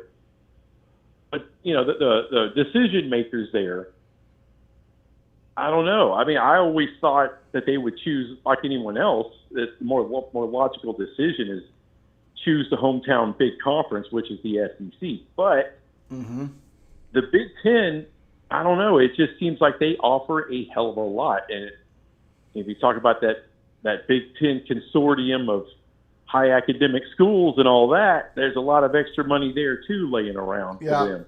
Yeah. So I don't know. To me, for the future, that's something I think the Big Ten can sell them. And I think if they're the first to act, and I know what you're saying with the SEC, but I also have to look at the history of Texas and Oklahoma, which I believe now are big players in the SEC, huge political players now. Yeah, yes, yep. And that power is only going to grow. Yes. And they don't like it. They don't like expansion. Their philosophy has always been, hey, less expansion, bigger slices of the pie. That's how they feel about it. So I'm sure there's a lot of classic SEC leadership there that's been there for a long time that sees certain people they've been trying to get for a long time into the SEC. But Texas and Oklahoma, they probably have a little different perspective on things. Yeah. And I'm sure when they see the viewership of that conference, they're like, hey, we got 16 teams. We have, damn near every game's an event game. if you just look at the viewership for those games, they're massive. Like, how much do we need to expand? If we need to expand, they're sitting on a gold mine, right? They're sitting on a gold mine with no expansion, with nothing. No, go ahead. Yeah, so that's been my thinking, and the Big Ten to me are just trying to catch up as far as the number of big time national matchups. I mean, they offer a lot, but if you're talking Florida State, Miami, I agree with you. I think if Notre Dame sees that, hey, Ohio State and Michigan's going to pull away financially, then they're probably going to jump on board. They probably know they have to. And then there's Clemson. Now, to me, Clemson's the big question. Mm-hmm. Just because everything they are screams SEC. Yeah.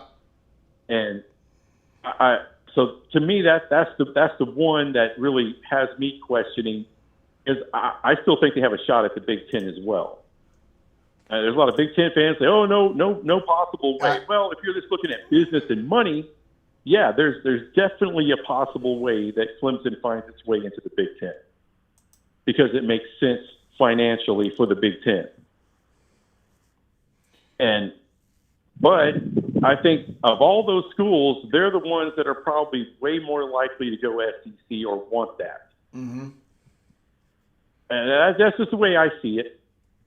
That's my tea leaves in my face that affect my logic brain. It makes a lot of sense. The thing that has changed a little bit from now versus when Texas and Oklahoma called the SEC together, now there are voices talking to the Southeastern Conference. Yes, you're sitting on a gold mine, but there's gold elsewhere that you guys are not mining. You have this incredible brand, a powerful brand domestically, but internationally, this thing could grow. I was reminded today. I'm not going to get into it, but again, I was reminded of why Miami is a target of the Big Ten, as we have reported for 3 years now.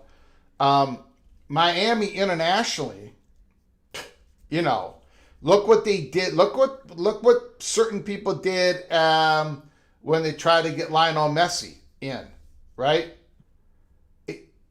Yeah. Miami is an international city.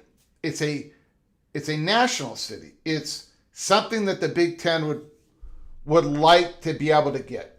I don't know if they're going to be successful. I don't know. I mean, we really don't know, but we know that they're a very high candidate. And we know that the Big Ten is planning this. They got a 10-year plan to go in to Europe, possibly even the Middle East, expand the brand, South America, and the SEC has those same plans. It's been reported. We report. So, what would help this Southeastern Conference going internationally? What are institutions that already have certain clubs and North Carolina is one of those brands. Virginia has international students all over the place.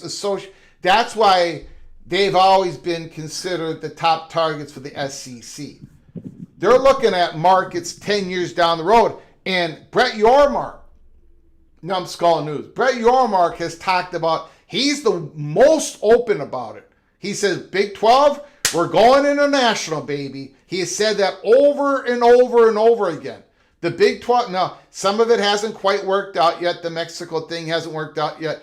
But they're all looking, because they've all got this third-party money. They've all got these people saying in the ear, you got to go international. The market will be born. It will be birthed. It's not there yet, but you can grow it. You can mature it. Just like the Premier League came over here. Just like the NFL went over there, they created these markets, they're printing money. That's what the Southeastern Conference, the Big 10, the Big 12, the ACC, They believe they can make more money in international markets. So that is the main reason why the SEC, even though they're sitting on a domestic gold mine, they're probably going to want to grow. That's what we believe.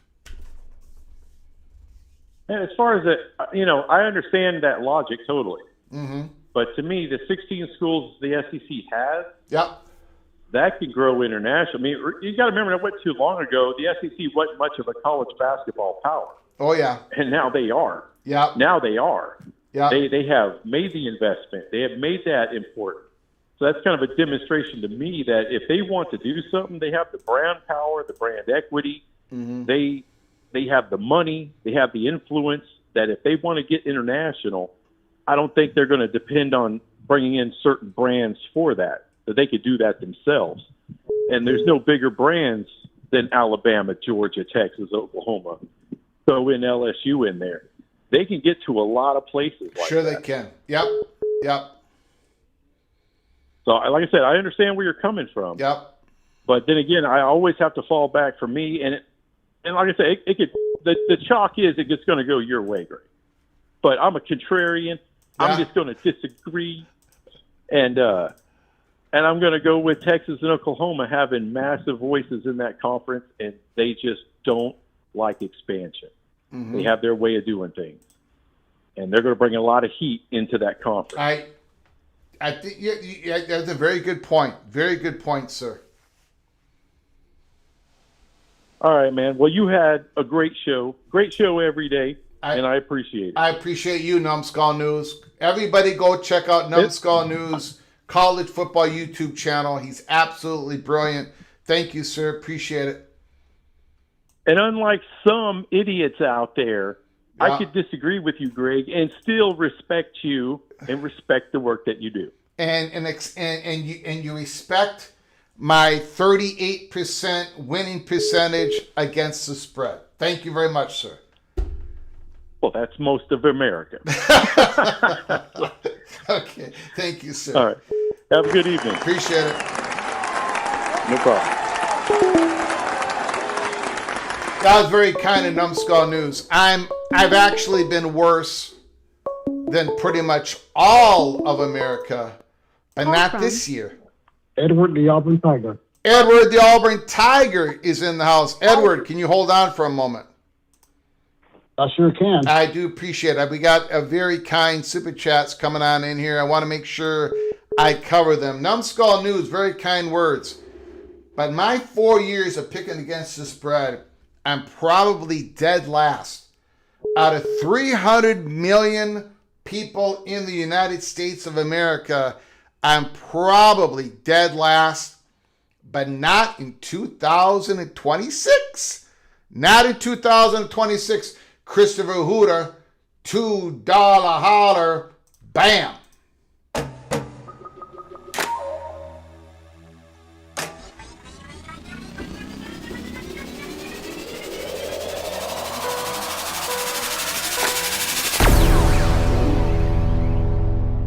Doesn't matter who goes first, the cards are dealt.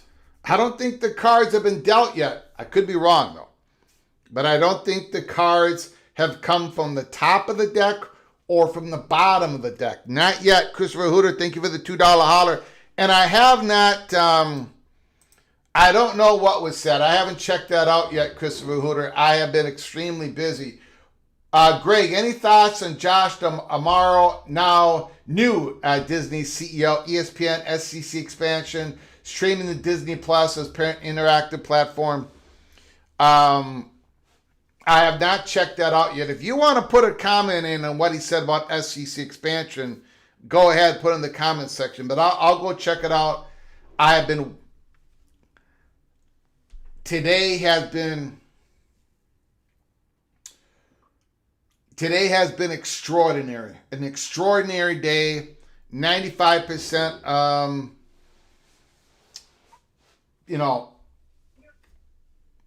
we got more stuff than this email, but stuff that we can't talk about right now.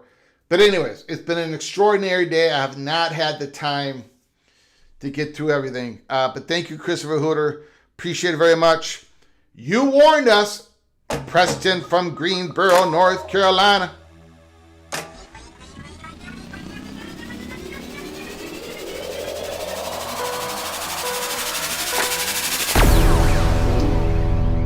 Yeah, you're not the only one who's perplexed by it, Preston from North Carolina. You warned us. UVA to SEC may not happen earlier. Could VT end up in the SEC? UVA out of the P2? I don't know. I mean, look, Virginia could have gotten an alert, right? Easily. Virginia could have got by intermediaries. Virginia could have been told, Virginia Tech, Georgia Tech, a whole bunch of them could have been. We don't have that information, though.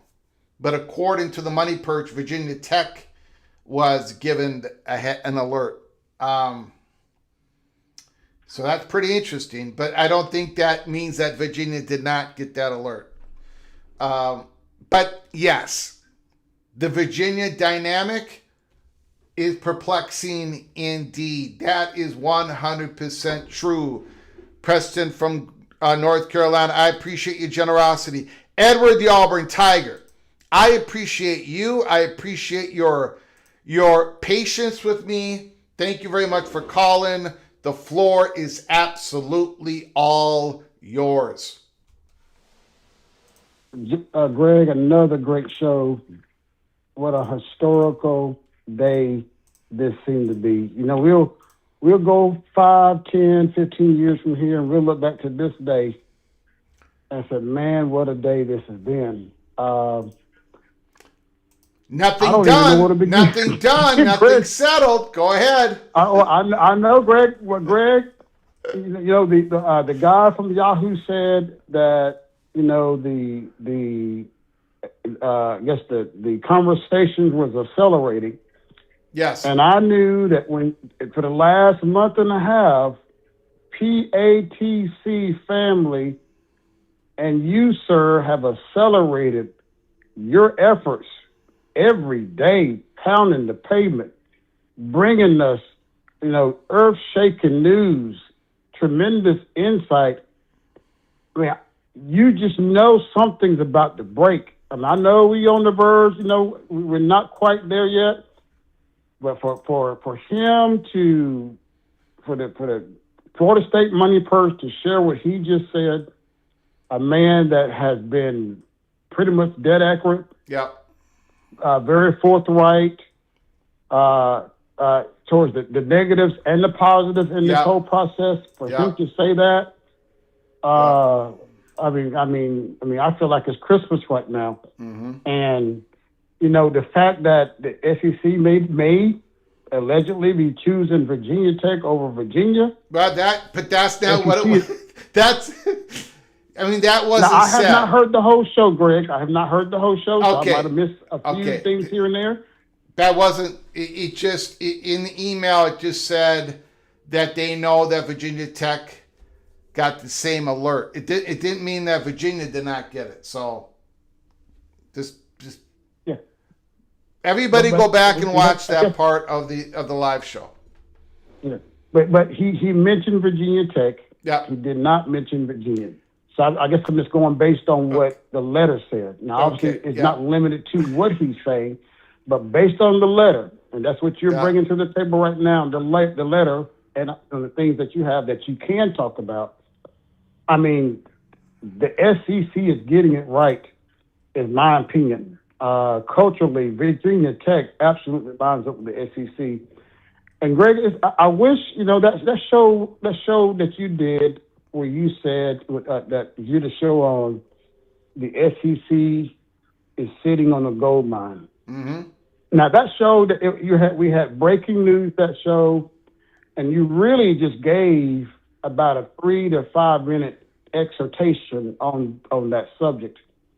But I think people really don't realize the scope of what you're saying. You know, when this lady says, the lady that was in the article, the lady that gave the that was doing the conversation there, when she said the SEC had more value than NBA, That was mind blowing. Mm-hmm. That really, you're talking about the only thing beyond NBA is the NFL, and you have SEC sitting right there, and then you're bringing in these four teams. I mean, football pedigree, with the exception of North Carolina, potential to be big time names, and you're bringing in North Carolina with that international flavor into a league with the teams that we have, Greg. I mean, it's already rivalry Saturday, every Saturday in the SEC. And then you're bringing these teams in.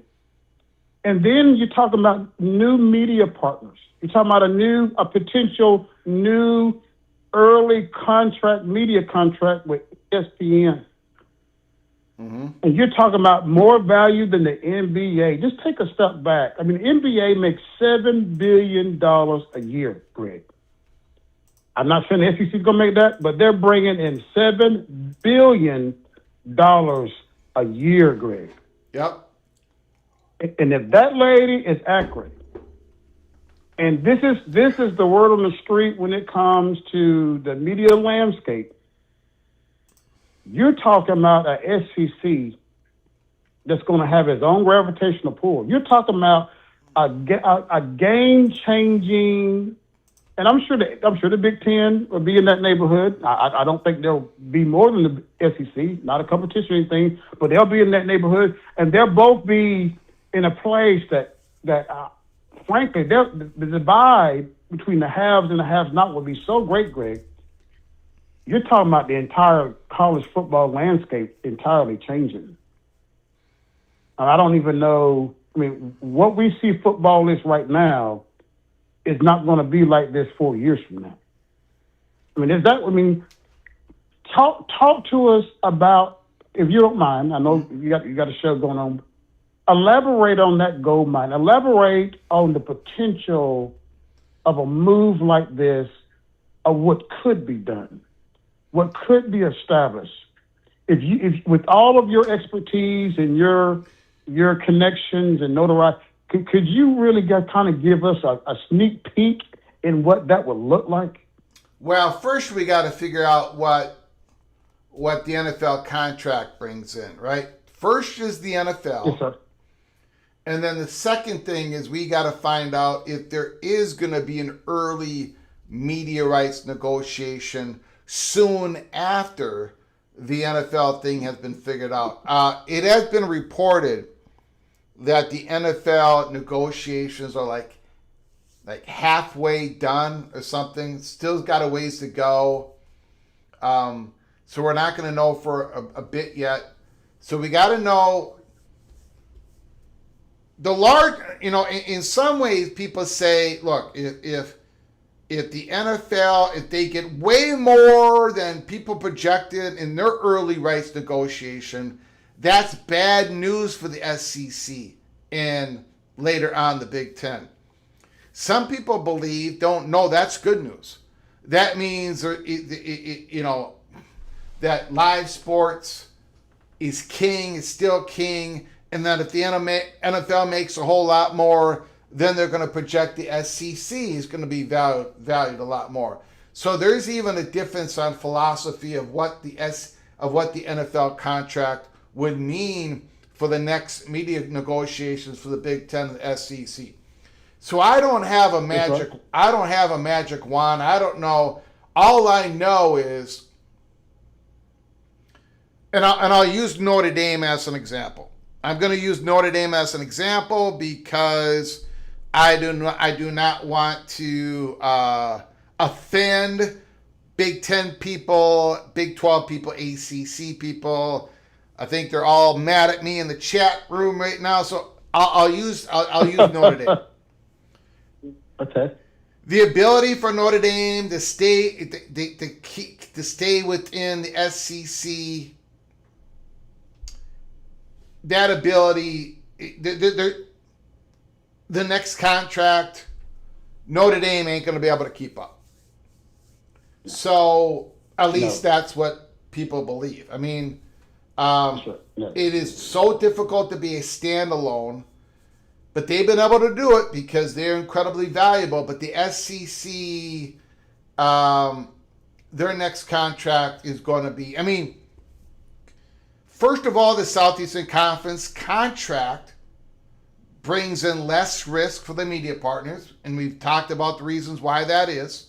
Because they're not reliant on just one or two or three teams having a good season. Somebody's going to pop up to the top of the SEC. They're going to have top storylines. But if Notre Dame slips off the table, they're not going to slip off this year.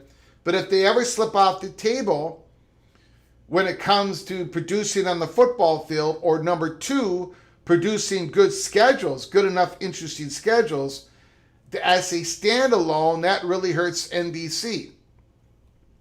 So going forward, the SEC is going to separate themselves even more from everybody else, except for maybe the Big Ten.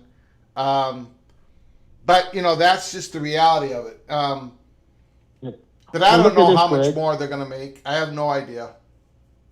I mean, the lady said, like I said, based on the conversations y'all are having, Perch is having, the lady had, she said, and she said in the article, not only was the SEC had more value than the NBA, but she said after the NFL negotiations, everybody is going to be vying. Yes. I'm paraphrasing what she said, for the SEC because they are the number 2 dog on the map. More than NHL, basically baseball, more than Big Ten. SEC is number 2, and the NBA is making $7 billion a year, Greg. It does. She doesn't. Now, hold on a second. She doesn't mean that the SEC is going to make $8 billion. That's not what she's saying. She's saying that. She's not saying that, Greg. Yeah, okay. Just because. But value. Go ahead. But value-wise. Yeah. Value-wise. I mean, so I'm just going, common sense-wise. Value. If we have more value than NBA, the potential. I think that's the key word. The potential to make that kind of money is got to be on the table. And she's saying, because she was over CPS. She ain't even blinking an eye about it. She said SEC will be in demand, number 2 behind the NFL. I mean, the way the article did. So you're thinking the SEC now is not the SEC in the last contract. We were minus Texas. No, you're right. And now we got Texas, we got Oklahoma, and now you're adding these 4 teams on top of the teams that we have. There is just, Greg, I mean, you're talking based on history, based on things that have taken place. We definitely don't think we're going to do worse than $7 billion. We can't do much worse than that if we have more value than the NBA has. But it's more value. It's more value per asset. The NBA is. And I think she meant, and I really think she meant domestically. So, because NBA has international contracts, SEC is not going to have those international contracts. So it's not going to be. Of course. It's not going to be more than $7. It's not going to be more than $7 billion. They're more valuable domestically per asset, per unit. The SEC's got 16 universities. The NBA's got 32 teams. And I think she's talking domestically. I do think she believes that the Southeastern Conference contract is going to skyrocket. No question about it. It's going to absolutely skyrocket. But I don't want you thinking. Greg. I don't want you thinking that 20 teams are going to chop up $8 billion. I don't think that's possible. We'll find out. Hey, Greg, I'm taking a page from the great Greg Flugar. I'm pushing the envelope. Okay. Hey, sir, thank you for all that you do. I'll get off the line for other callers. Thank you very much, sir. You got it. I appreciate it. Great call, sir. Absolutely great call.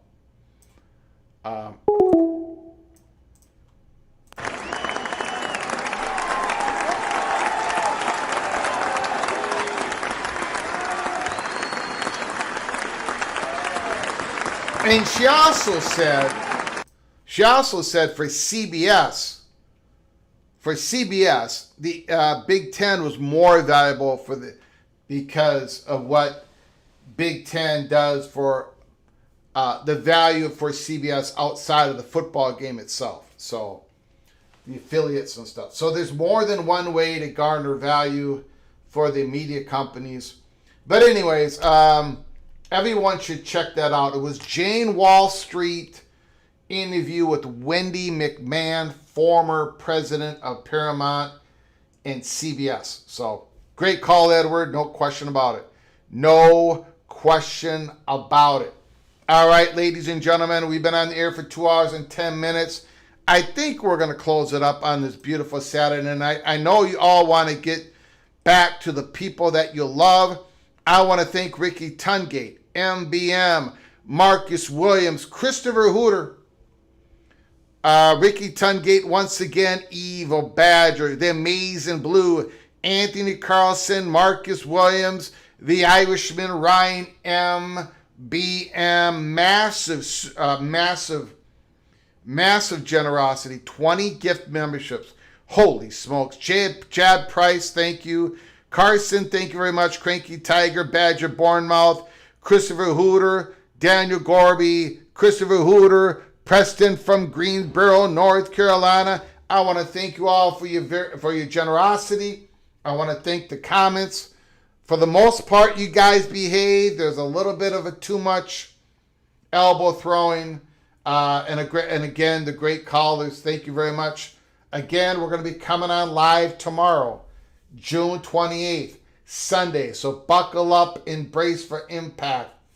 I do not believe it's going to be a Sunday late afternoon evening show. I think it's going to be earlier in the day tomorrow. I know this, we're going to have content. I know we're going to have content. So buckle up, brace for impact. Keep your head on a swivel before you leave. Please smash the like button. Make sure you have subscribed. Turn on those notifications because we can come on live at any time. Thank you all for joining us. And until next time, from all of us at College Football's Peak Around the Corner, to all of you, please, y'all, take great care of each other. And as always, God, family,